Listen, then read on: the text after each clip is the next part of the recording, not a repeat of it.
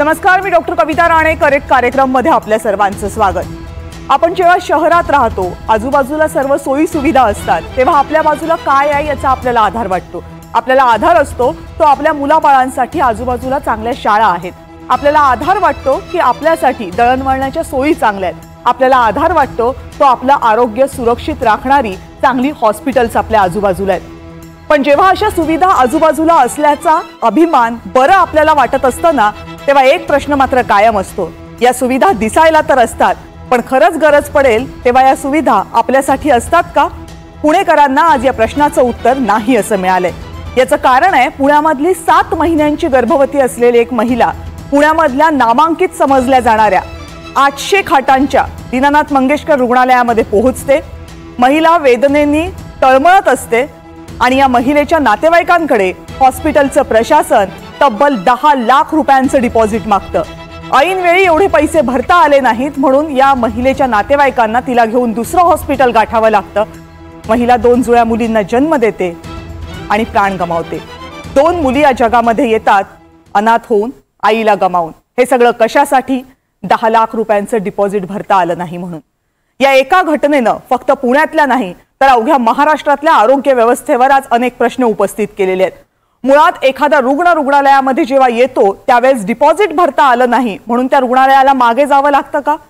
रुग्णालयात आलेल्या रुग्णाला उपचार देणं ही पहिली प्रायोरिटी असावी की डिपॉझिट ही पहिली प्रायोरिटी असावी? याबाबत सरकारचे नियम काय? धर्मादाय आयुक्तांच्या अंडर असणाऱ्या रुग्णालयांसाठी जे नियम लागू आहेत त्यांचं पालन होतं का? असे अनेक प्रश्न या निमित्तानं उपस्थित होत आहेत. याच प्रश्नांवर आपल्याला चर्चा करायची आहे. यासाठी आपल्या सोबत वेगवेगळे मान्यवर आहेत. राज्याचे आरोग्य मंत्री प्रकाश आंबेडकर या चर्चेमध्ये सहभागी झालेत. आंबेडकर सर, नमस्कार, स्वागत आहे आपलं. नमस्कार. नमस्कार. भाजपचे नेते अमित गोरखे आपल्या सोबत या चर्चेमध्ये आहेत. अमित गोरखे सर, नमस्कार. नमस्कार. एनसीपीच्या नेत्या रुपाली ठोंबरे आपल्या सोबत आहेत. पुण्यामधून त्या अनेक महिलांच्या मुद्द्यांवर कायम बोलत असतात. रुपालीताई, नमस्कार. नमस्कार. अक्षय जैन या सगळ्या प्रकरणामध्ये आंदोलन करणारे आंदोलक आपल्या सोबत आहेत. अक्षयजी, नमस्कार. नमस्कार. आणि शिवसेनेच्या उपनेत्या सुषमा अंधारे या सुद्धा या चर्चेमध्ये सहभागी झाल्या आहेत. सुषमाताई, नमस्कार. नमस्कार. आंबेडकर सर, तुम्ही थोडाच वेळ आमच्या सोबत या चर्चेमध्ये असणार आहेत, त्यामुळे पहिला प्रश्न तुम्हाला विचारते. प्रश्न अगदी छोटा आणि थेट आहे. दीनानाथ मंगेशकर रुग्णालयाची झाल्या सगळ्या प्रकरणामध्ये चूक आहे की नाही?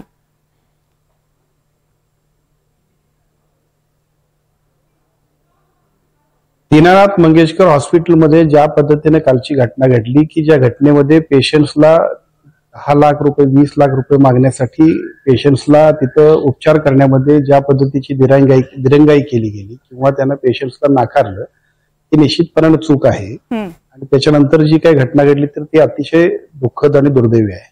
मग साहजिकच या सगळ्या गोष्टींच्या बद्दल लोकांच्या मनामध्ये जो संताप आहे, त्यानंतर राज्य शासनाला सुद्धा या घटनेची गंभीर दखल घेऊन तिथल्या पुण्याचे डेप्युटी डायरेक्टर त्यांच्या अध्यक्षतेखालची एक कमिटी आपण नेमलेली आहे. त्या कमिटीच्या माध्यमातून ज्या गोष्टींची आवश्यकता होती आणि त्याच्यामध्ये ज्या पद्धतीच्या चुका झाल्यात त्या चुकांबद्दल त्या हॉस्पिटलवरती कोणती कारवाई करता येईल त्याच्याबद्दल कमिटी आपला अहवाल देईल आणि त्यानंतर कारवाई सुद्धा होईल. दीनानाथ मंगेशकर रुग्णालय असो किंवा ज्या रुग्णालयांना सरकारनं जमिनी दिलेल्या आहेत असं कोणतंही रुग्णालय असो, या रुग्णालयांमध्ये जेव्हा रुग्ण येतो त्यावेळेस या रुग्णालयांची पहिली जबाबदारी काय आहे? शासनाचे नियम काय सांगतात? काय करायला हवं यांनी?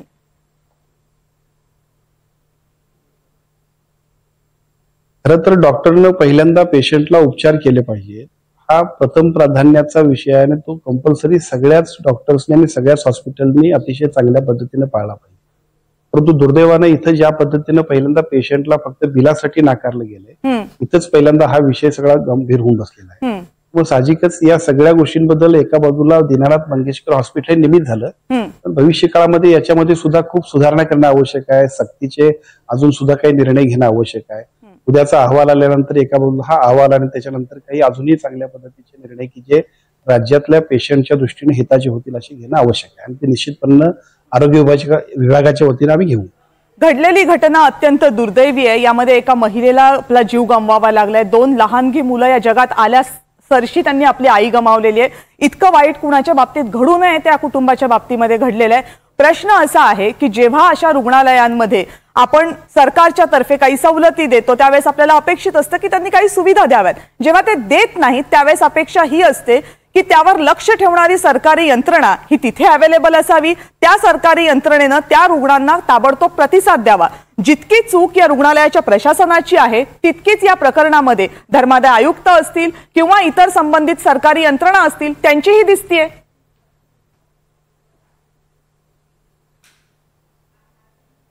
या सगळ्या गोष्टींच्या बद्दलची माहिती आपण घेतोय आणि त्याच्यानंतर या सगळ्या गोष्टींवरती ज्याची चूक असेल त्या सगळ्या चूक करणाऱ्या किंवा चुकीचं काम करणाऱ्या लोकांच्या वरती निश्चितपणे कारवाई होईल.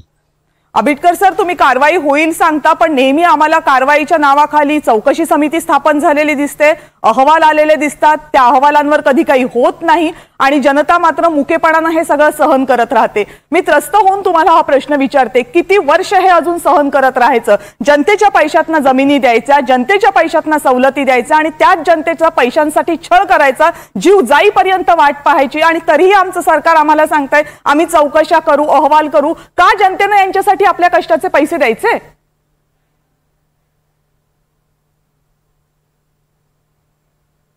आपला संताप बरोबर आहे, परंतु आपण दोन्ही गोष्टी समजून घ्या. एखादी घटना घडल्यानंतर त्याच्याबद्दलची वस्तुस्थिती समजून घेणं आणि कायद्याप्रमाणे कारवाई करणं हे सुद्धा शासन म्हणून आमच्या सगळ्यांच्याकडून अपेक्षित आहे. आणि मला असं वाटतं की त्यासाठी आपण तात्काळ त्या पद्धतीची कमिटी नेमलेली आहे. आपण अतिशय चांगल्या पद्धतीनं जे चुकीची गोष्ट, ज्या चुकीच्या गोष्टी घडल्या असतील त्याच्याबद्दलची चौकशी समितीच्या अहवालानंतर आपण कारवाई करतोय. आता परत आपल्या माध्यमातून मी जनतेला सुद्धा आणखीन एक गोष्ट सांगू इच्छितो की महाराष्ट्राच्या विधानमंडळामध्ये काल सुद्धा हायकोर्टाच्या सूचना ज्या होत्या त्या सूचनांच्या अनुषंगानं महाराष्ट्राचे मुख्यमंत्री आदरणीय देवेंद्रजी फडणवीस साहेबांनी एक नवीन विधेयक आणलं. ज्या विधेयकाच्या माध्यमातून 10 आणि 20% जे ट्रस्ट ऍक्ट खालच्या ज्या संस्था आहेत की ज्यांना शासनाच्या वेगवेगळ्या पद्धतीच्या योजनांचे लाभ मिळतात आणि अशा वेळेला ज्या कॉट्स आपण त्यांच्यासाठी राखीव ठेवतो आमच्या सर्वसामान्य नागरिकांच्यासाठी, गरीब माणसांच्यासाठी, त्याच्यामध्ये जी काही स्पष्टता पाहिजे होती ती स्पष्टता सुद्धा कालच्या विधेयकाच्या निमित्तानं अजून क्लिअर केली. त्याच वेळा राज्याचे विधी व न्याय राज्यमंत्री सन्मान्य आशिष जयस्वाल यांच्यावरती राज्यातल्या ह्या संपूर्ण अशा पद्धतीच्या धर्मादाय ऍक्ट खाली नोंद झालेल्या सगळ्या ट्रस्ट ऍक्ट खालच्या हॉस्पिटल्सच्या एकूण मॉनिटरिंगची जी काही कमिटी केलेली आहे त्या कमिटीच्या अध्यक्षपदाची जबाबदारी दिली, ज्याच्या माध्यमातून अशा पद्धतीनं शासकीय योजनांचा, शासनाच्या सर्व पद्धतीच्या सुविधांचा लाभ घेऊन सुद्धा जर का अशा पद्धतीची टाळाटाळ हॉस्पिटल्स करत असतील तर त्याच्याबद्दल कशा पद्धतीच्या कारवाई होणं अपेक्षित आहे त्या सगळ्यासाठी खूप चांगली स्पष्टता आणलेली आहे. मग ह्या सगळ्यांच्या माध्यमातून सुद्धा चौकशी होईल आणि अतिशय म्हणजे ही घटना तरी दुर्दैवी आहे, परंतु अशा पद्धतीच्या घटना होऊ नयेत यासाठी सुद्धा अतिशय दिशादर्शक असं काम त्या कमिटीच्या माध्यमातून सुद्धा होणार आहे. ठीक आहे, कमिटी आपण नेमतोय, विधेयक आपण आणतोय. सुषमाताई, एक महिला म्हणून आणि एक आई म्हणून जेव्हा ही घटना आपण ऐकतो त्यावेळेस आपण कुठल्या पदावर आहोत, आपण कुठल्या पक्षासाठी काम करतोय हे काही क्षणांसाठी, रुपालीताई पण बहुतेक माझ्याशी सहमत असतील, आपण विसरतो. या मुद्द्यावर मी तुम्हाला प्रश्न विचारायला येते, पण त्या अगोदर मुख्यमंत्र्यांची याच विषयावरची प्रतिक्रिया येते. त्याचा परिचय या घटनेतनं आपल्याला पाहायला मिळतो आहे. खरं म्हणजे दीनानाथ मंगेशकर हे अतिशय रेप्युटेड अशा प्रकारचं हॉस्पिटल आहे आणि स्वतः लता दिदींनी त्या ठिकाणी पुढाकार घेऊन आणि मंगेशकर कुटुंबियांनी त्याच्या पाठीमागे सगळे आपले रिसोर्सेस उभे करून हे उभं केलं. पण ज्या प्रकारे तिथल्या काही डॉक्टर्सनी किंवा कर्मचाऱ्यांनी अतिशय असंवेदनशीलतेनं प्रसूतीला आलेल्या महिलेला त्या ठिकाणी ॲडमिट करून घेण्यास नकार दिला किंवा अधिकचे पैसे मागितले, अशा प्रकारचा जो विषय या ठिकाणी आलेला आहे. लोकांमध्ये अतिशय चीड या संपूर्ण प्रकरणाची आहे. विशेषतः धर्मदाय रुग्णालयांनी आपली भूमिका योग्य प्रकारे निभावली पाहिजे अशा प्रकारची आपली सर्वांचीच अपेक्षा आहे आणि म्हणूनच या संदर्भात मी एक हाय लेवल कमिटी तयार केलेली आहे जी या घटनेचा तर त्या ठिकाणी तपास करेलच, पण त्याचसोबत अशा घटना होऊ नये म्हणून धर्मदाय रुग्णालयांवर कशा प्रकारे आपल्याला नियंत्रण करता येईल आणि विशेषतः मेडिकल एथिक्स हा एक महत्त्वाचा विषय आहे की अशा प्रकरणी पैशाची चिंता न करता त्यांना ॲडमिट करून घेणं हे गरजेचं होतं. त्यामुळे एथिक्सचं पालन होतं आहे की नाही या संदर्भात देखील आपण प्रयत्न करणार आहोत. खरं म्हणजे स्वतः जो आमचा मुख्यमंत्री कक्ष आहे त्यांनी देखील या प्रकरणामध्ये लक्ष घातलं होतं, परंतु दुर्दैवाने योग्य प्रतिसाद हा त्या ठिकाणी रुग्णालयाकडनं काही मिळालेला नाही आणि म्हणूनच आता अशा प्रकारच्या घटना पुढे होऊ नये म्हणून अतिशय कडक अशा प्रकारची कारवाई या ठिकाणी करण्याचा आमचा मानस आहे. न्यायालयाचे आदेश आहेत मात्र तरीही काय उच्च न्यायालयाचे आदेश असतानाही अशा प्रकारे रुग्णालय वागत आहेत. दुसरी महत्त्वाची गोष्ट, जो निधी असतो जो निर्धन रुग्णांच्या खात्यात जमा करत असतो त्याचीही पारदर्शकता अद्याप रुग्णालय देत नाहीत. अशा रुग्णालयांना काय सांगणार? आता असं आहे की आपण याच अधिवेशनामध्ये या संदर्भातला कायदा पारित केलेला आहे. कारण या सगळ्या रुग्णालयांनी अनेक रुग्णालयांनी अशा प्रकारे एक भूमिका मांडली होती की जो उच्च न्यायालयाचा आदेश आहे तो ज्यांनी अतिरिक्त फायदा घेतला त्यांनाच आहे आणि आम्हाला तो आदेश नाही आहे. आणि म्हणून आपण त्या संदर्भातली स्कीम तयार केली आणि आत्ता जे अधिवेशन आपलं झालं या अधिवेशनामध्ये कायद्याने आता हे अधिकार आपण त्या ठिकाणी धर्मदाय या संस्थेकडे घेतलेले आहेत. धर्मदाय ही संस्था इंडिपेंडेंटली चालते, पण त्याच्यामध्ये काही ना काही नियंत्रण हे राज्याच्या लॉ अँड ज्युडिशरी विभागाचं आहे. त्यामुळे त्या लॉ अँड ज्युडिशरी विभागाच्या माध्यमातून अशा सगळ्या हॉस्पिटलवर हे एन्फोर्स करण्याच्या दृष्टीनं आपला प्रयत्न आहे. मध्यंतरीच्या काळात आम्ही धर्मदायाची एक प्लॅटफॉर्म देखील या धर्मदाय रुग्णालयांचा तयार केलेला आहे की ज्याच्यावर ट्रान्सपरंटली यांनी किती पैसे खर्च करणं गरजेचं होतं, किती केलं आहे, अशा सगळ्या गोष्टी त्या ठिकाणी नमूद असतील आणि त्या संदर्भात पूर्णपणे त्यांच्यावर अशा ज्या काही त्यांच्या जबाबदाऱ्या आहेत त्याच्यावर नियंत्रण ठेवण्याचं काम हे करण्याचा प्रयत्न आमचा असणार. असं आहे की रुग्णालय ताब्यात असं घेता येत नाही. भावना आणि कायदा या दोनमध्ये फरक असतो. त्यामुळे जी धर्मदाय रुग्णालय असतात ही अशा प्रकारे सरकारला आपल्या ताब्यात घेता येत नाही, पण त्याच्यामध्ये जर काही अनियमितता असतील तर धर्मदाय आयुक्तांना हे अधिकार आहेत की ते त्याच्या संदर्भातले निर्णय घेऊ शकतात. बँक कर्मचारी संघटनांकडून आपल्याला पत्र लिहित मागणी केली आहे की कुठेतरी. तर दीनानाथ मंगेशकर रुग्णालयामध्ये जे काही झालं ती चूकच होती आणि या संदर्भात लवकरच एक कमिटी स्थापन करून अहवाल निर्माण तयार करण्यात येईल आणि तो आपल्या सगळ्यांसमोर येईल आणि त्यानुसार कारवाई केली जाईल असं आश्वासन राज्याचे मुख्यमंत्री देवेंद्र फडणवीस यांनी दिले. सुषमाताईंकडे पुन्हा एकदा जाते. सुषमाताई, मगाशी जे मी म्हणत होते, एक महिला म्हणून, एक आई म्हणून जेव्हा आपण अशी घटना पाहतो त्यावेळेस आपलं पद विसरून प्रत्येकाच्या मनामध्ये एक कळ निर्माण होते, प्रत्येकाच्या डोळ्यात पाणी येतं, कारण असं कुणाही बरोबर घडू नये असं आपल्याला कायम वाटतं. मला यातली आणखीन धोकादायक हे वाटतं की आदिवासी पाड्यांमधल्या आपण अशा जेव्हा बातम्या देतो त्यावेळेस आपण आरोग्यमंत्र्यांना किमान हे तरी विचारतो की तिथे आरोग्य सुविधा का पोहोचली नाही, पण शहरामध्ये जिथे इतकी अत्यावश्यक सुविधा असताना सुद्धा जर महिलांना यालाच सामोरं जावं लागत असेल तर मग करायचं काय? या इतक्या मोठ्या हॉस्पिटलचा उपयोग काय आपल्याला? कविताताई, कालची घटना ही राज्यातल्या आरोग्य व्यवस्थेचे धिंदवडे काढणारी घटना आहे. खरं तर मेडिकल फील्डमध्ये जो कुणी त्याचं MBBS किंवा जे काही वैद्यकीय शिक्षण आहे ते पूर्ण करतं त्यावेळेला त्याला एक शपथ दिली जाते की व्यावसायिकतेपेक्षा सुद्धा मी माझ्या नैतिकतेला अधिक प्राधान्य देणार आहे आणि माझ्या अधीन जे काही हे आरोग्याशी संबंधित येणार आहे गोष्ट त्याच्यामध्ये पैशाला तितकं महत्त्व नसेल, पण त्याचा जीव वाचवणे माझ्यासाठी प्राथमिक कर्तव्य असेल. आता ती प्राथमिकता डॉक्टरांच्या डोक्यातनं केव्हाच हद्दपार झालेली आहे. पुणे तिथे काय उणे म्हणताना पुण्यातली जी अनेक उदाहरणं आपल्या समोर येत आहेत त्यात कालचं एक अत्यंत क्रूर आणि असंवेदनशीलतेचा कळस असलेलं उदाहरण आपल्या समोर आले. खरं तर जेव्हा ही घटना माझ्यापर्यंत पोहोचली त्यावेळेला ते कोणत्या पक्षाचे आमदार आहेत, कोणत्या पक्षाच्या आमदाराचा PI याच्याशी मला काहीच घेणं देणं नाहीये. मला त्या खोलातही जायचं नाहीये. एक आई, तिनं आपल्या बाळांचं तोंडही ती बघू शकली नाही किंवा ज्या बाळांचा काहीही दोष नाहीये अशी 2 बाळं मातृत्वाला पारखी झाली आणि ही चूक एका अत्यंत गलठान प्रशासनामुळे झालेली आहेत. खरं तर या लोकांवर आतापर्यंत सदोष मनुष्यवधाचा गुन्हा दाखल व्हायला हवा होता. तो सदोष मनुष्यवधाचा गुन्हा दाखल झालेला नाही, एक भाग. दुसरं असं की आपल्याकडे ना 2-2 मदत कक्ष आहेत ताई. म्हणजे राजकीय कुरघोड्या करताना मुख्यमंत्र्यांचा एक मदत कक्ष आणि उपमुख्यमंत्र्यांचा एक मदत कक्ष आहे, आरोग्य कक्ष. आणि मुख्यमंत्री आणि उपमुख्यमंत्री असे दोन दोन आरोग्याचे मदत कक्ष असताना सुद्धा त्यांच्यापर्यंत मदत पोचत नाही. आणि हे लोक जे बाता मारतात की आम्ही एवढी मदत करतो, आम्ही तेवढी मदत करतो, आम्ही पंढरपूरच्या दिंडीत याव केलं आणि त्याव केलं, अशा टिमक्या वाजवतात. या टिमक्या वाजवणाऱ्या लोकांचं किती उघडं नागडं सत्य आपल्या समोर आले की अरे जिथे आमदाराच्या सानिध्यात असणाऱ्या माणसाच्या बायकोला मदत मिळत नाही, तिथे सर्वसामान्य वस्ती पाड्या तांड्यावरच्या लोकांना काय मदत मिळणार आहे. हा एक भाग आहे. याच्यातले 3 कंगोरे आपण समजून घेतले पाहिजेत. एक, हॉस्पिटल प्रशासन कसं असंवेदनशीलतेने वागतं, हा एक मुद्दा आहे. दुसरं की मुख्यमंत्री उपमुख्यमंत्री यासारख्या लोकांचे मदत कक्ष काय कामाचे. अगदी त्याच वेळेला की ससून सारख्या किंवा केईएम हॉस्पिटलमध्ये का बरं या लोकांना जावंसं वाटत नाही, का तिथे त्या सुविधा उपलब्ध नाहीत, का तिकडे काय अडचण आहे की तिकडे का लोक जाऊ शकत नाहीत, हा एक अत्यंत महत्वाचा मुद्दा.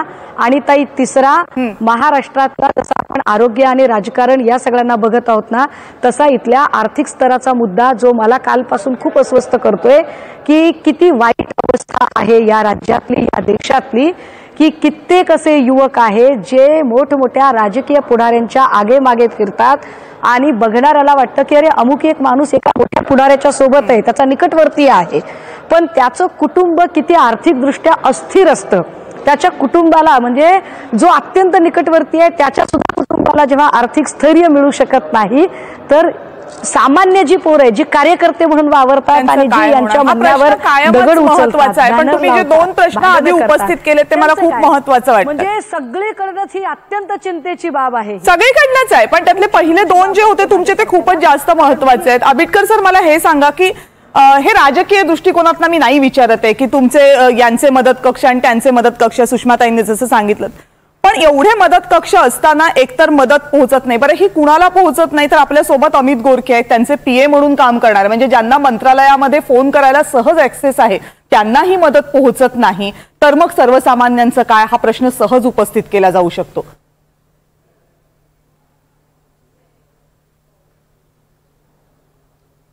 खरं तर कालची घटना आणि त्या घटनेच्या एकूणच दुर्दैवी प्रकारानंतर आपण अजूनही काही सुधारणा करणं आवश्यक आहे. त्याच्यासाठी आपण निश्चितपणे प्रयत्न.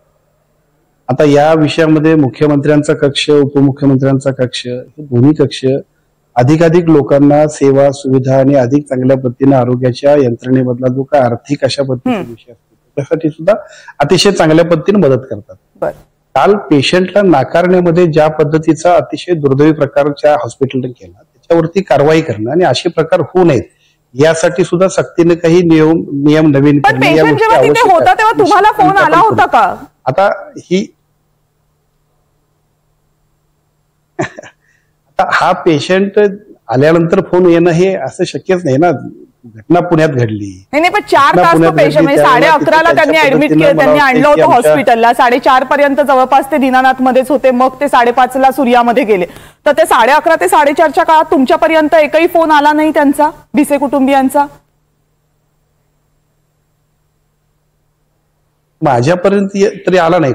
ओके, मला असं वाटतं की त्यांनी प्रयत्न केले, ती पेशंटनी ज्या पद्धतीने धावपळ केली, पण त्या धावपळीनंतर दुर्दैवानं त्या हॉस्पिटलच्या मॅनेजमेंटनं त्यांना मस्ट बी त्या पद्धतीने सेवा द्यायला पाहिजे होती, ती दिली नाही. पहिली चूक आहे त्यांची. ओके, आणि त्या चुकीबद्दल निश्चितपणे त्यांना जे काही शासकीय नियमाप्रमाणे त्यांच्यावरती कारवाई करायला पाहिजे ते आम्ही करूच. आता ती कारवाई करत असताना प्रश्न असा असतो की एका बाजूला शासन म्हणून आपण सगळेजण योग्य पद्धतीच्या नियमावलीच्या माध्यमातून यांच्यावरती मॉनिटरिंग करत असतो, त्यांना सूचना देत असतो, पण असं असताना सुद्धा ज्या पद्धतीचा प्रकार झाला हा केवळ या पुण्यातल्या एका पेशंट पुरता नाही, भविष्यात सुद्धा असे प्रकार उद्भवू नयेत. पण आपल्याला अजून चांगल्या पद्धतीने यांच्यावरती नियंत्रण आणणं आवश्यक आहे आणि मला असं वाटतं त्यासाठी आपण आणू, निश्चितपणे नियंत्रण आणू. अमित गोरखेजी, झालं नेमकं काय? 11:30ला पेशंट तिथे गेला. येते ताई, रुपाली ताई तुमच्याकडे येते. 11:30ला पेशंट गेला होता, 4:30 पर्यंत दीनानाथ मध्ये होता. अशा वेळी जेव्हा आपल्याला 10 लाख रुपये मागितले जातात, पैशांची आपल्याकडे व्यवस्था नसते, आपण आपल्या वरिष्ठांना, आपल्या नातेवाईकांना जे आपल्याला पैसे देऊ शकतील त्या सगळ्यांना फोन करतो. सर्वसामान्य घरांमध्ये हेच होतं. भिसेंचा फोन आला होता का तुम्हाला? काय नेमकं सांगितलं त्यांनी?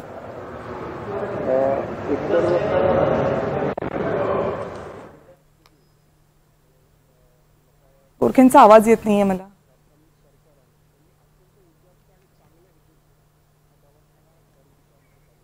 गोरखे सर तुम्ही अनम्यूट करा प्लीज, तुमचा माईक म्यूट आहे.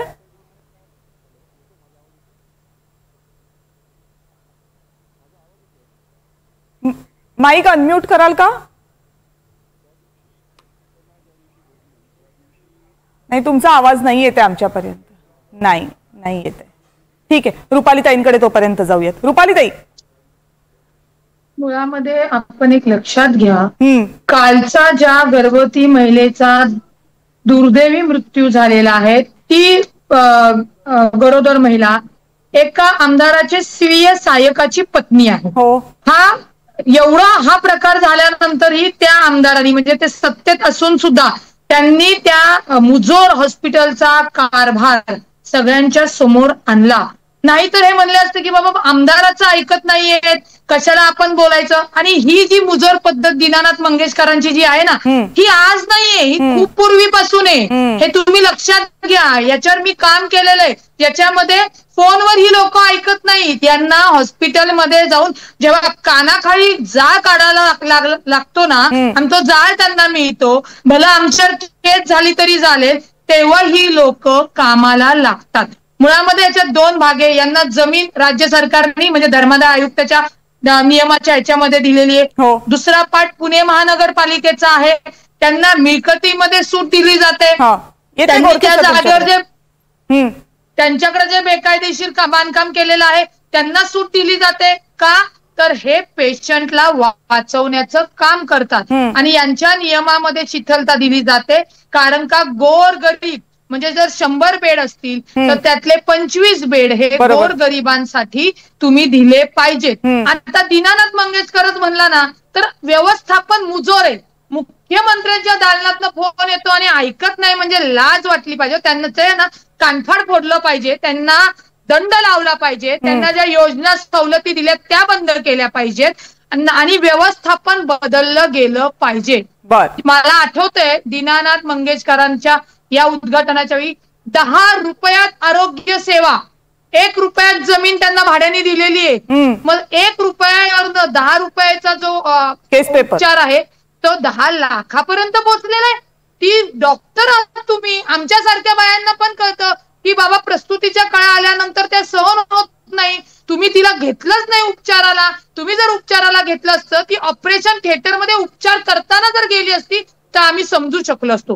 परंतु तुमच्या उपचार न दिल्यामुळे त्या महिलेला जीव गमवायला लागला. त्याच्यामुळे त्यांच्यावर कठोर कारवाई झाली पाहिजे. अमित गोरखेजी सांगा, काय झालं? भिसेंचा फोन आला होता, काय झालं त्या दिवशी? सुशांत भिसेंचा मला फोन आला आणि त्यांनी सांगितलं की या ठिकाणी मी आलोय आणि या ठिकाणी 20 लाख रुपये, एका बाळाचे 10 लाख रुपयाचे, 2 लोकांचे 20 लाख रुपये मागतायत आणि माझी 2-3 लाख रुपये भरायची तयारी आणि 10 लाख रुपये भरा म्हणून त्यांनी रिसिटही दिली. मी स्वतः त्या ठिकाणी आंबेडकर साहेब प्रयत्न केला फोन करण्याचा, फोन रिसिव्ह झाला नाही. मग मी मुख्यमंत्री सहाय्यता कक्षातल्या आपल्या रामेश्वरींना फोन केला, त्यांनी त्या ठिकाणी फोन केला. मी सांगितलं ते घेतील आणि जवळजवळ 2.5 ते 3 तास त्या ठिकाणी त्यांचे नातेवाईक, ती स्वतः महिला आणि सुशांत त्या ठिकाणी होता. आणि डॉक्टर घैसास यांनी पेशंटला सांगितलं 20 लाख रुपये भरा. ती पेशंटला सांगायची गोष्ट नसते. आणि आज कितीही श्रीमंत माणूस असला तर कुठेही 10 लाख रुपये खिशात ठेवत नाही. आज आम्ही त्या ठिकाणी नक्कीच त्याची मदत केली असती, घरातला माणूस आहे. पण जोपर्यंत पैसे भरत नाही तोपर्यंत आम्ही ऍडमिट करून घेणार नाही. मला ह्याच्यातनं स्पष्ट सांगायचं, आज त्यांचा अहवाल आज पाहिला आपण, आंबेडकर साहेब तो आपण नीट चेक करावा. त्यात त्यांनी असं म्हटलं की पेशंटला कॅन्सर होता. मला सांगा, पेशंटला जर कॅन्सर असेल तर 8 ते 9 महिन्याची गर्भवती ती राहू शकते का? एक छोटी सिस्ट होती आणि त्या सिस्टचा उपचारही त्या दीनानाथ मंगेशकर हॉस्पिटलमध्ये झाला. नंतर IVF द्वारे तिला प्रेग्नन्सी राहिली आणि 8व्या महिन्यात ती त्या ठिकाणी तिचं प्रेग्नन्सी त्या ठिकाणी ऑपरेशन व्हावं आणि चांगलं हॉस्पिटल घराच्या जवळच ज्या ठिकाणी सगळ्या सुविधा आहेत म्हणून त्या ठिकाणी ती ऍडमिट व्हायला गेली. पण त्या ठिकाणी 2.5 ते 3 तास वाया गेले. ससून हॉस्पिटलला तिथे ऍडमिशन मिळत नाही म्हणून मीही ससून हॉस्पिटलला फोन केला. त्यानंतर ती ससून हॉस्पिटलला गेली. पण त्या ठिकाणी असं कळलं की आधीच्या लेडीज आणि तिथं त्या ज्या लहान मुलांसाठी ज्या पेट्या असतात त्या उपलब्ध नाहीयेत. म्हणून मी सूर्याला फोन केला आणि तो जो 2-3 तास जे गेले त्याच्यात तिचं त्या ठिकाणी रक्तस्राव चालू झाला. दुसऱ्या दिवशी प्रेग्नन्सी झाली आणि जे व्हायचं नाही तेच घडलं. त्या ठिकाणी तिला कार्डियक अटॅक आला आणि त्या हॉस्पिटलमध्ये फक्त बाळांचं हॉस्पिटल असल्यामुळं तिथनं तिला बाजूच्या हॉस्पिटलला, मणिपाल हॉस्पिटल नेण्यात आलं आणि त्या दरम्यान तिचा त्या ठिकाणी मृत तिला घोषित करण्यात आलं. माझं सांगण्याचं इंटेन्शन आहे की आज जो आमदाराचा पीए हा विषय सोडा, सर्वसामान्य माणूस ज्या वेळेस हॉस्पिटलला आपल्या मदतीसाठी जातो त्यावेळेस अशा प्रकारचं भाष्य त्या ठिकाणी त्या डॉक्टरनी केलं पाहिजे, त्याला धीर दिला पाहिजे. सुशांत त्या ठिकाणी सांगत होता की बाबा माझ्याकडे पैसे नाही, मी माझी जमीन विकतो पण माझ्या बायकोला ऍडमिट करा. आणि हे तथ्य आहे. याचं CDR सुशांत भिसे आणि डॉक्टर गैसास यांचे झालेले फोन कॉल, केळकर सरांचे झालेले फोन कॉल, तिथले CCTV जर आपण सगळे चेक केले तर नक्कीच आपल्याला दूध का दूध आणि पाणी का पाणी बघायला मिळेल. त्यामुळे मी विनंती करणार आहे, माननीय मुख्यमंत्री देवेंद्र फडणवीस यांचं कौतुक करेल. तात्काळ त्यांनी समिती जाहीर केली आणि अनेक आज गोष्टी त्यांनी या चॅरिटी ट्रस्टच्या निमित्ताने सगळ्यांना जाहीर केल्यात. पण एक याच्यामध्ये एक दुर्दैव आहे की एका महिलेचा, तरुण अशा महिलेचा आज त्या ठिकाणी बळी गेलाय. आणि आज त्या 2 मुलींचं काय, दीनानाथ मंगेशकर सारख्या हॉस्पिटलनी त्या मुलींचं खरं दायित्व घेतलं पाहिजे. आज काय कुटुंबावर परिस्थिती असेल याची आपण, भीषण अवस्था असेल याची जाण आपण घेतली पाहिजे. प्रकाश आंबेडकरजी, प्रश्न आता असा आहे की दीनानाथ हॉस्पिटल धर्मादाय आहे म्हणून आपण अनेक प्रश्न विचारू शकतो, पण अनेक हॉस्पिटल्स आहेत जी खासगी आहेत. तुमच्या माझ्यासारखा माणूस सुद्धा जेव्हा रुग्णालयामध्ये जातो आणि आपल्याला अचानकपणे सांगितलं 10 लाख रुपयाचं डिपॉझिट भरा, कुणी 10 लाख रुपये हातात घेऊन जात नाही, भरणं शक्यही नसतं. जर ती ट्रीटमेंट हॉस्पिटलनंच दिलेल्या पत्रकानुसार जर ती ट्रीटमेंट 2.5 महिने चालणार होती आणि 2.5 महिन्यांमध्ये 20 लाखाचा खर्च येणार होता तर डिपॉझिट त्याचं 50% काय लगेच घ्यायची गरज नव्हती. या प्रक्रियांवर आता आपल्याला काहीतरी खेळ लावावी लागणार आहे, याला कुठेतरी आपल्याला नियमांमध्ये आणावं लागणार आहे आणि त्या दृष्टीनं कुठे विचार होताना दिसत नाही. हे सगळ्यांसाठी अडचणीचं आहे की गेलं हॉस्पिटलमध्ये की डिपॉझिटसाठी एवढे मोठे पैसे तयार ठेवा आणि नसतील तर मागे फिरा.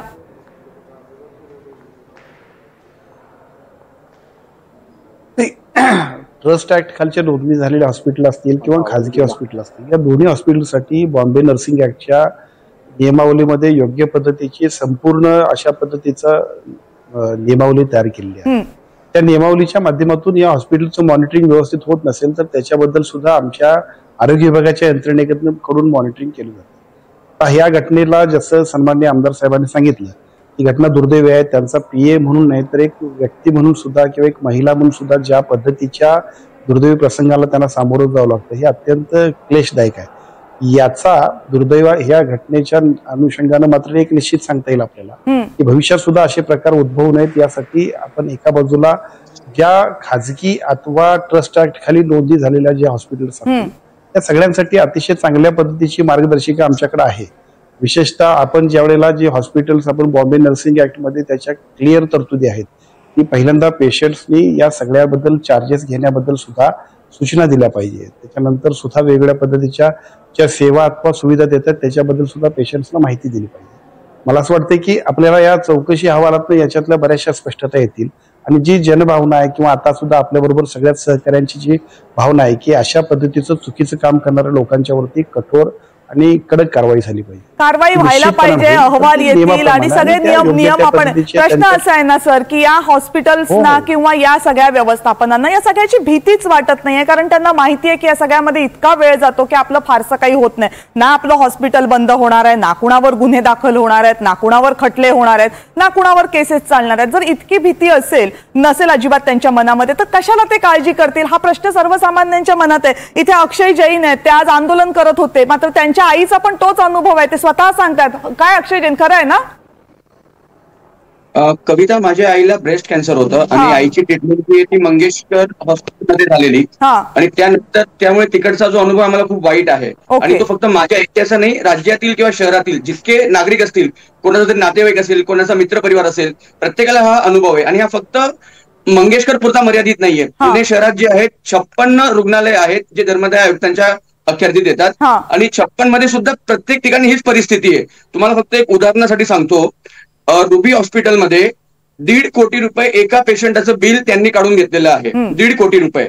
आणि धर्मादाय आयुक्तांना सुद्धा याच्यात माझी आंबेडकर साहेबांकडे आणि मुख्यमंत्र्यांकडे आपल्या माध्यमातून एक विनंती आहे, धर्मादाय आयुक्त आणि त्यांच्या विभागातील जेवढे अधिकारी असतील त्यांना पण तुम्ही याच्यात सह आरोपी करा. त्याचं कारण असं आहे की यांच्यावर काहीच कारवाई होत नाही. चौकशीच्या नावाखाली फक्त हे लोक मिटिंगा करतात, नंतर पैशांचे घेवाणदेवाण कसे होतात, काय होतात ते अलिखित नियम आहे, ते सर्वांना माहिती आहे. याच्यात सर्वात महत्वाचा विषय जो आहे, यांना शेकडो कोटी रुपये CSRच्या माध्यमातून, फंडच्या माध्यमातून ह्या लोकांना पैसे मिळतात. या पैशांचं होतंय काय, 10-10 लाख रुपये. आता जर आपण बघितलं असेल काही वेळापूर्वीच या लोकांनी स्पष्टीकरण दिलेलं आहे मंगेशकर रुग्णालयाने, जो अहवाल दिला त्याच्यात त्यांनी लिहिलेलं आहे की 2022 साली यांना 50% चॅरिटीचा लाभ दिलेला आहे. तुम्हाला लाज वाटली पाहिजे, तुम्ही काय लिहिताय तुमच्या अहवालामध्ये. त्यांचं दुसरं म्हणणं असं आहे की माहिती असून सुद्धा या पहिल्या 6 महिन्यामध्ये चेकअपसाठी आलेल्या नाहीत. हे तुमचा अहवाल आहे. तुमचं स्पष्टीकरण जे काही घडलेलं मागच्या 24 तासातलं आहे तुम्ही त्याच्यावर देणं अपेक्षित होतं. परंतु तुम्ही काय सांगतायत, सदर रुग्णासाठी ट्विन प्रेग्नन्सी धोकादायक होती याची माहिती आम्ही आधी दिलेली होती. म्हणजे 9 महिन्यापूर्वी तुम्ही माहिती दिलेली होती. मग तुम्ही परत 20 लाख रुपये घेऊन ट्रीटमेंट कसं काय करणार होते जर तुम्हाला माहिती होतं तर असे बरेच प्रश्न आहे. आणि फक्त हे एक रुग्णालय नाही, ह्या माध्यमातून आपल्याला या सिस्टम मधला जो लूपहोल आहे तो पूर्ण एक्सपोज होतोय. आणि महत्वाचं म्हणजे काय, मी माझ्या आईची ट्रीटमेंट खूप जवळ एकदा बघितलेली आहे, त्यामुळे अतिशय भयानक अनुभव तिथला आहे. आणि एक सर्वात महत्वाचा मुद्दा, जे धर्मादाय आयुक्तांच्या वेबसाईटवर जे नंबर उपलब्ध आहेत पीआरओचे, आता पीआरओ जो असतो तो दुवा असतो पेशंट मधला आणि हॉस्पिटल मधला. संध्याकाळी 5 नंतर ती लोक कॉल घेत नाही, नंबर 1. नंबर 2 असं आहे की त्याच्यातील काही लोकांनी हॉस्पिटल सोडलेलं असेल 6-6 महिन्यापूर्वी सुद्धा, 4 महिन्यापूर्वी सुद्धा, तरी सुद्धा त्यांचे नंबर तिथं दिसत आहेत.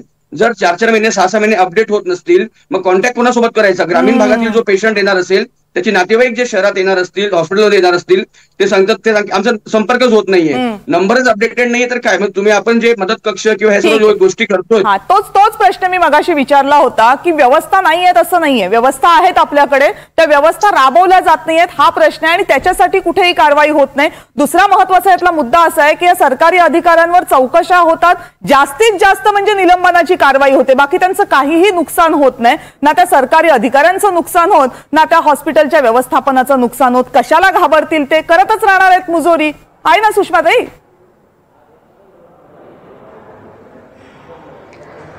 कविताताई, मी मगापासून आपल्याला हीच विनंती करत होते की मला मंत्री प्रकाश आंबेडकरजींना 2 प्रश्न विचारायचे आहेत.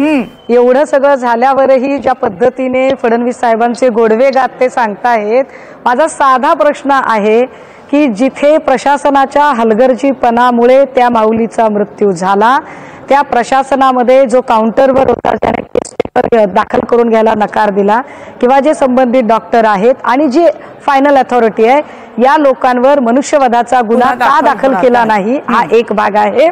आणि दुसरा की अक्षयने सांगितलं हे फार महत्वाचं आहे की पैशाची देवाणघेवाण होणार तुमची आणि तुमच्या चौकशा समित्या लगेचच बंद होणार. काही त्या चौकशी समितीतनं काहीही निष्पन्न होणार नाही.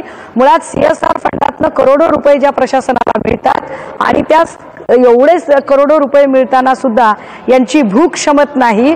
त्यांना 1 रुपये नाममात्र 1 रुपये दराने जी जमीन दिलेली आहे, आता तर मधला नाला सुद्धा दिलेला आहे. हे सगळं याच्यावर शासन कारवाई करणार आहे का?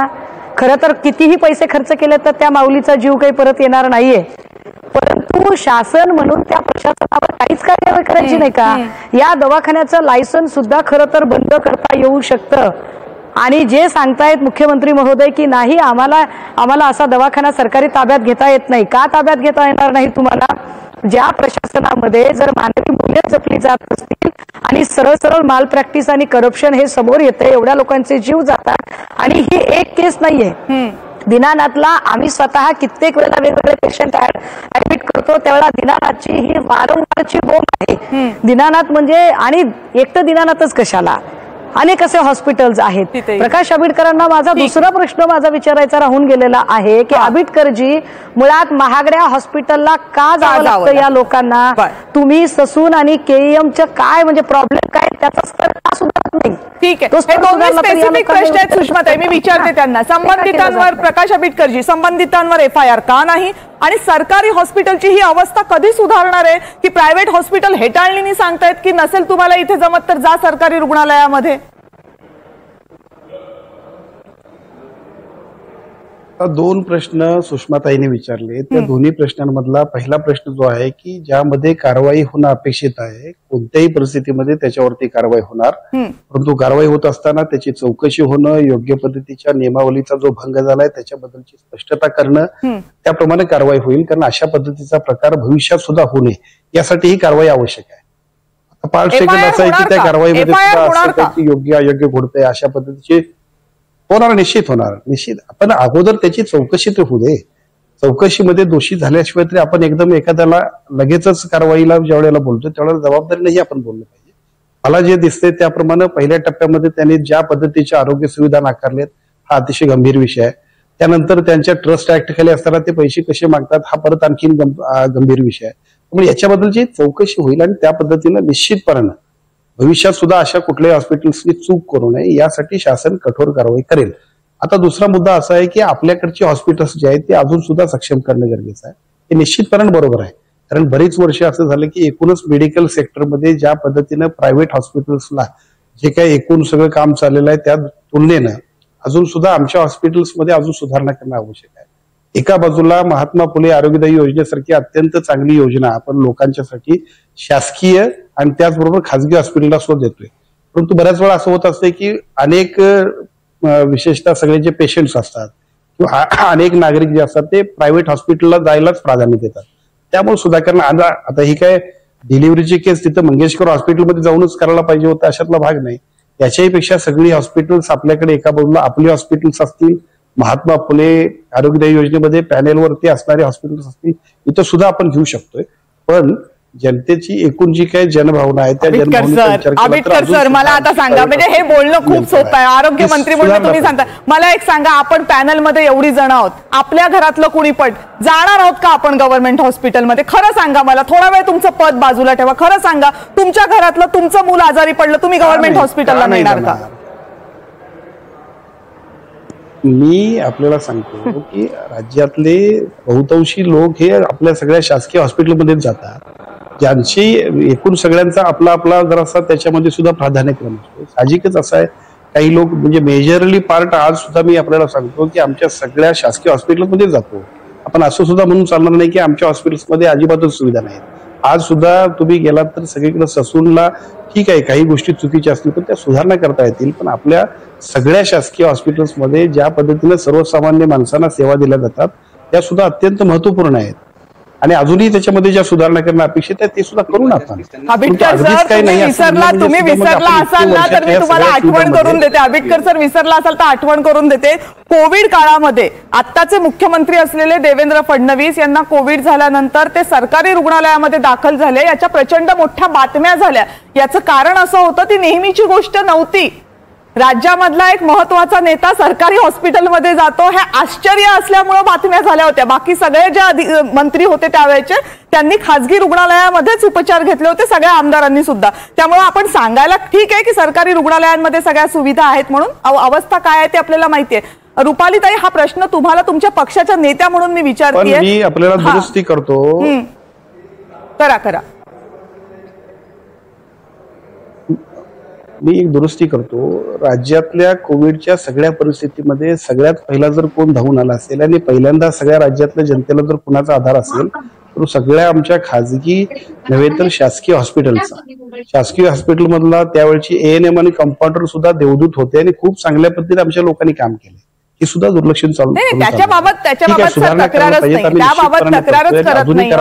त्याबाबत तक्रार नाही. म्हणजे मी काही कोविडच्या काळात त्यांनी केलेल्या कामावर मुख्यमंत्री महोदय हॉस्पिटलला गेले हा विषय नाही, पण कोविड मध्ये केलेलं काम हे डेफिनेटली आहे. त्या कर्मचाऱ्यांच्या कामाबद्दल कुणीही प्रश्नचिन्ह उपस्थित करत नाही. आपण एकूण सरकारी रुग्णालयांची अवस्था विजावीज खासगी रुग्णालयांची अवस्था याच फक्त परिप्रेक्षामध्ये बोलते. त्याच्याने केलेली ती कमेंट होती, त्यामध्ये कुठेही सरकारी रुग्णालयामध्ये काम करणाऱ्या कर्मचाऱ्यांच्या कामावर आपण बोट ठेवतच नाही आहोत. रुपालीताई, प्रश्न तुमच्यासाठी असा आहे की पुण्यामध्ये बराच काळ राष्ट्रवादी काँग्रेसचं प्राबल्य राहिले. काय दिसतं पुण्यामध्ये आज? दीनानाथ मंगेशकरची ही अवस्था, रुबीमध्ये किडनीचं रॅकेट समोर येतं, तिकडे ससूनमध्ये एक आरोपी येतो आणि तो तिथून ड्रग्सचं रॅकेट चालवतं.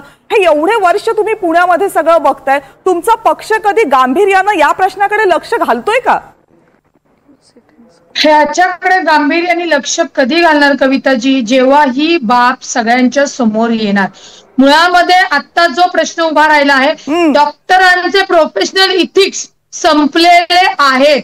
म्हणजे काही क्षेत्रामध्ये काम करत असताना खरं डॉक्टर की हा पेशा देव माणसाचा म्हणून समजला जातो, परंतु त्याच्यामध्ये काहीही राक्षसी वृत्तीची लोक काम करताना दिसतात. त्यातले हे दीनानाथ हॉस्पिटल आहे असं स्पष्ट होतं. तिथल्या व्यवस्थापनाची ही त्यांचं काम होतं की त्यांचं व्यवस्थापन मध्ये हे व्यवस्थापन अत्यंत सुव्यवस्थेमध्ये चालणं गरजेचं आहे.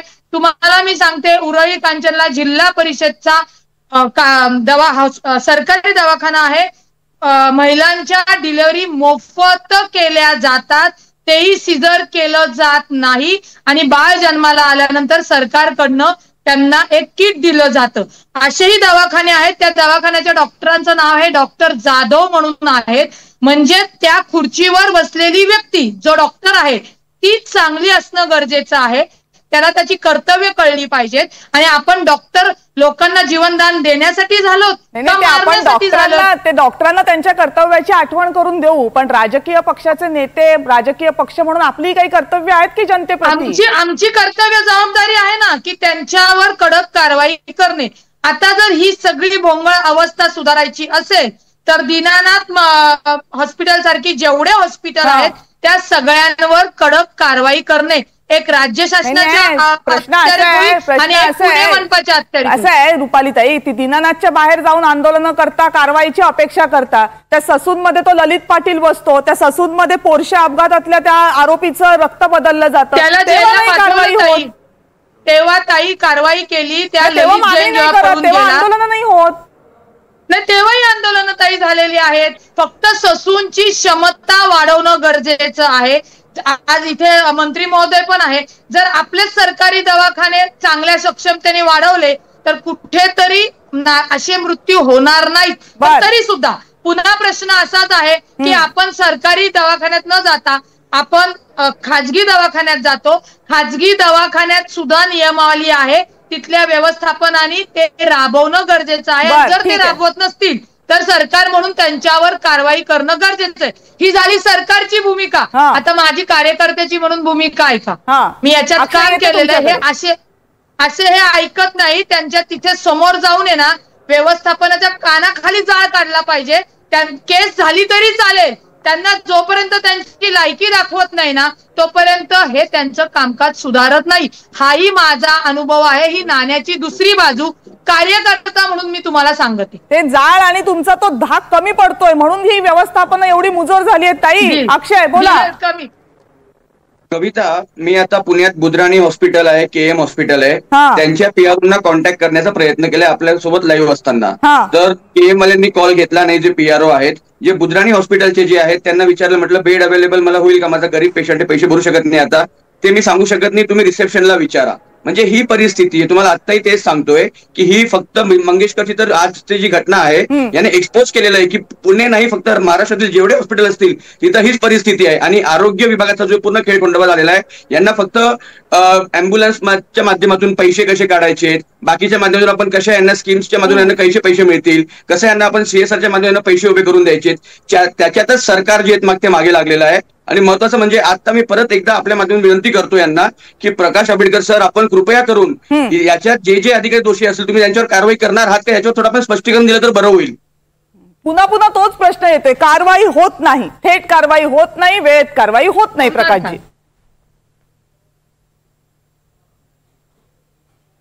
कविताजी, मी याच्यापूर्वी सुद्धा सांगितलं, मी परत आपल्या माध्यमातून महाराष्ट्रातल्या सगळ्या जनतेला सुद्धा सांगू इच्छितो की हे उदाहरण लोकांच्यासाठी अत्यंत महत्वाचं होईल. खरं आहे की आपल्या सगळ्यांचा संताप जो आहे तो साहजिक आहे, कारण ह्या अशा पद्धतीनं जे खाजगी हॉस्पिटलमध्ये पेशंटला ज्या पद्धतीनं आर्थिकदृष्ट्या लुबाडणूक केली जाते, लुबाडणूक असा शब्द वापरला तर तो योग्य ठरेल, कारण ते अशा पद्धतीचा त्रास जो काही मानसिक आणि आर्थिक दिला जातो याच्याबद्दलाच हा प्रकार आहे. त्यामुळे याची चौकशी आणि त्यानंतर त्याच्यावरती कारवाई अतिशय चांगल्या पद्धतीने होईल. किती दिवसात होईल? चला, आजच्या कार्यक्रमाच्या निमित्तानं मला तुम्ही किमान हे आश्वासन द्या, आजच्या कार्यक्रमाच्या निमित्तानं मला हे आश्वासन द्या, तुम्ही किती दिवसांमध्ये ही कारवाई करा? तुम्ही आता त्या खात्याचे मंत्री आहात, सांगा आम्हाला किती दिवसात कारवाई तात्काळ. ज्याच्यामध्ये कालच आपण कमिटी नियुक्त केली, त्या कमिटीचा अहवाल किमान आला पाहिजे आणि अहवालाप्रमाणे आपण कारवाई. किती दिवसांची मुदत दिली? दोन्ही मुद्द्यांवरती कारवाई होईल आणि त्या कारवाईच्या माध्यमातून त्या मुदत म्हणजे आता त्याच्यामध्ये 2-3 दिवसांमध्ये सुद्धा कारवाई व्हायला पाहिजे. फक्त त्या सगळ्यांची म्हणणं घेणं आणि वास्तविकतेप्रमाणे रिपोर्ट्स देणं आणि त्याप्रमाणे कारवाई करणं या अपेक्षित गोष्टी आहेत, ते होतील निश्चितपणे. तुम्ही सगळ्यांचा संताप समजून घेताय, पण तेच सगळेजण त्याच अपेक्षेने तुमच्याकडे पाहत आहेत. कधी देणार आहात तुम्ही न्याय? हा प्रश्न आहे. न्याय देणार मान्य करतो आम्ही, अहवाल येईल मान्य करतो. सगळ्यांच्या भूमिका आणि भावनांशी मी त्या सगळ्या भूमिका आणि भावनांशी सहमत आहे आणि निश्चितपणाने हे होणं अपेक्षित आणि आवश्यक आहे. कारण तुम्हाला सांगतो की एका बाजूला शासकीय यंत्रणांमधला सुधार आणि त्याचबरोबर या खाजगी हॉस्पिटल्सवरती सुद्धा योग्य पद्धतीचं नियंत्रण करणं हे अत्यंत आवश्यक आहे. आणि आता ही कालच्या घटनेनं ज्या पद्धतीनं ही चूक निदर्शनास आली त्या सगळ्या निदर्शनानंतर ती कारवाई सुद्धा तेवढ्याच तात्काळ होणार आहे. आपल्याला दिसेल ते थोड्या दिवसात. पण तुम्ही आम्हाला कधी होणार ते मात्र सांगायला तयार नाही आहात. होईल ना. अमित गोरकेजी, बराच वेळ तुम्ही नव्हता तिथे, आता सांगतायत आरोग्यमंत्री कारवाई होईल. आता तुमचं जरा आमदारकी थोडा वेळ बाजूला ठेवा, पण माझा कार्यकर्ता, माझ्या सोबत असलेला माणूस, त्याच्या घरामध्ये इतकं घडावं आणि तरीही सरकार सांगतंय होईल, अहवाल येईल, कारवाई होईल. राग येतो की नाही याचा? सरकारही आमचंच आहे. सरकार हा विषय मगाशी मी सांगितल्याप्रमाणे जर आपण बाजूला ठेवला तर प्रत्येक गरीबाला, कुठल्याही कार्यकर्त्यावर जर अशा प्रकारची वेळ येत असेल तर त्याला वेळेत खऱ्या अर्थानं तिथे न्याय मिळणं अत्यंत गरजेचं आहे. आणि तो न्याय या सरकारच्या काळात नक्की मिळेल अशी मला आशा वाटते. आणि खरं तर ज्या कुटुंबावर आता काय बेतत असेल, ज्या 2 मुलींचं पुढे संगोपन कसं करायचं, असे अनेक प्रश्न आमच्या समोर आहेत. आणि हे प्रश्न उपस्थित होत असताना मला आज दुर्दैव वाटतंय की दीनानाथ मंगेशकर हॉस्पिटलनी साधी दिलगिरी ही त्या ठिकाणी व्यक्त केलेली नाही. त्यामुळे येणाऱ्या काळामध्ये माननीय देवेंद्रजी फडणवीस साहेब यांना भेटून त्वरित या विषयात लक्ष त्यांनी घातलंच आहे, त्वरित न्याय मिळवून द्यावा अशी मी विनंती करणार आहे. आणि तीच अपेक्षा मला माननीय आंबेडकर साहेब आणि आमच्या सरकारकडनंही आहे. हे खूप खरं आहे. तुम्ही सत्ताधारी पक्षाचे आमदार असल्यामुळे तुम्हाला बोलायला मर्यादा येत असतील याची मी कल्पना करू शकते. पण तुम्ही मांडलेला मुद्दा मला पटलाय की किमान दिलगिरी तरी व्यक्त करायची होती, तीही त्या रुग्णालयानं केलेली नाहीये. काय मुजोरी असेल या व्यवस्थापनाची? किमान दिलगिरीची पण अपेक्षा आपण त्यांच्याकडनं सुषमाताई करू शकत नाही. तुम्ही 2 प्रश्न मगाशी उपस्थित केले होते, त्या दोनही प्रश्नांची उत्तरं आंबेडकर सरांनी दिलेली आहेत. समाधान झाले उत्तरांनी? अजिबात माझं समाधान या उत्तरांनी झालेलं नाहीये. हे सगळं बोलाचीच कडी आणि बोलाचाच भात आहे. मुळात मंगेशकर रुग्णालयाला जे सगळे प्रिव्हिलेज दिलेत ते भाजप सरकारने दिलेले आहेत. ज्या पद्धतीने मुख्यमंत्री फडणवीसांनी मगाशीच मी आपल्याच चॅनलवर जे त्यांच्या प्रतिक्रिया ऐकलेल्या आहेत, त्या निव्वळ त्या प्रशासनाला, रुग्णालय प्रशासनाला वाचवण्याच्या सगळ्या अनुषंगाने त्यांची ती मांडणी होती असं मला वाटतंय. आणि या सगळ्यांमध्ये समजा एक वेळ असं आपण गृहीत धरू की मंगेशकर रुग्णालयाने दिलगिरी व्यक्त केली, काय लोणचं घालायचे त्यांच्या दिलगिरीचं? काय त्यांच्या दिलगिरीने काही जीव परत येणार आहे? दिलगिरी एकदा लाथ माराल तुम्ही आणि पुन्हा दिलगिरी कराल तर याला काही अर्थ उरत नाही. मुळात अशा पद्धतीने तुम्हाला रुग्णालयातून पेशंट घ्यायला नाकारता येणार नाही. आणि असा एखाद्याने पेशंट नाकारला तर त्या रुग्णालयावर कडक कारवाई होऊ शकते. अशा आशयाचं एखादं विधेयक का येऊ नये?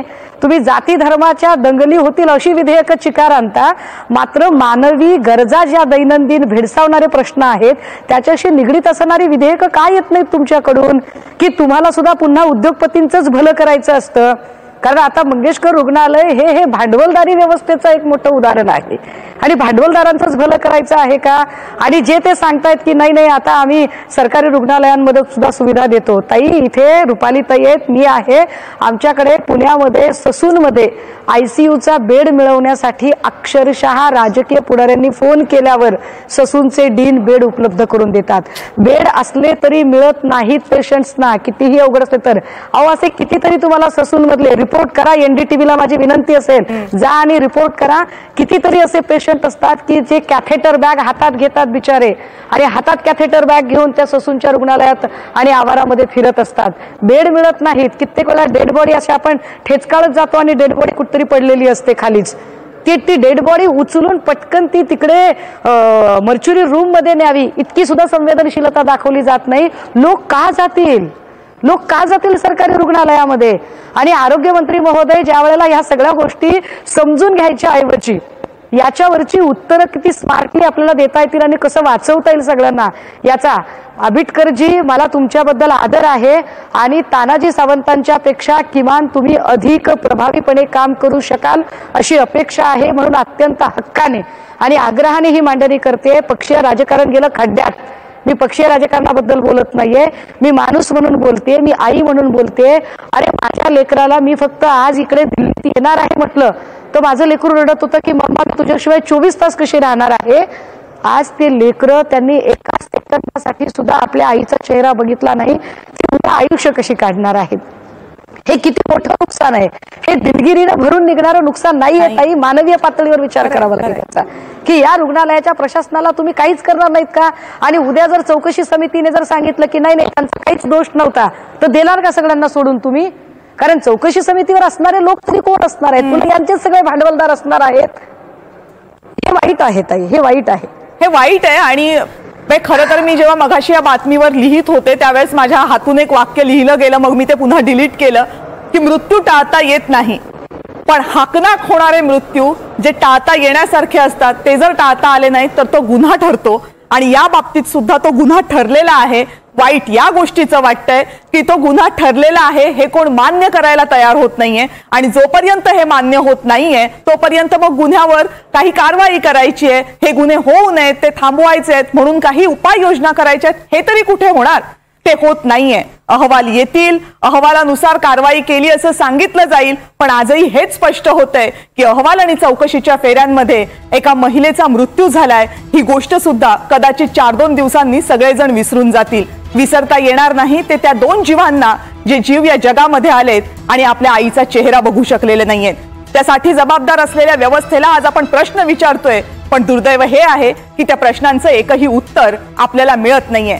त्यामुळे आज जी वेळ भावे कुटुंबांवर आली तीच वेळ उद्या आपल्यावर आली तर फक्त डोळ्यात पाणी आणण्याशिवाय आपल्या हातात काहीही असणार नाही, हे दुर्दैवानं मान्य करावं लागते. या चर्चेमध्ये आज सगळेजण सहभागी झालात त्याबद्दल आपल्या सर्वांचे मनापासून आभार. करेक्ट कार्यक्रम मध्ये आता वेळ झाली इथेच थांबण्याची. पाहत रहा NDTV मराठी.